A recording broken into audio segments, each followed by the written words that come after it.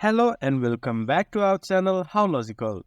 Today in this video, I'm going to show you how to download or install Pennyworth spending tracker app in your device.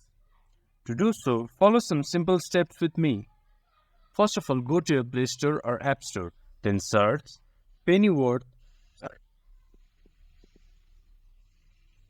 There you can see Pennyworth spending tracker by Swallowworks Studio. Press on it, then press install.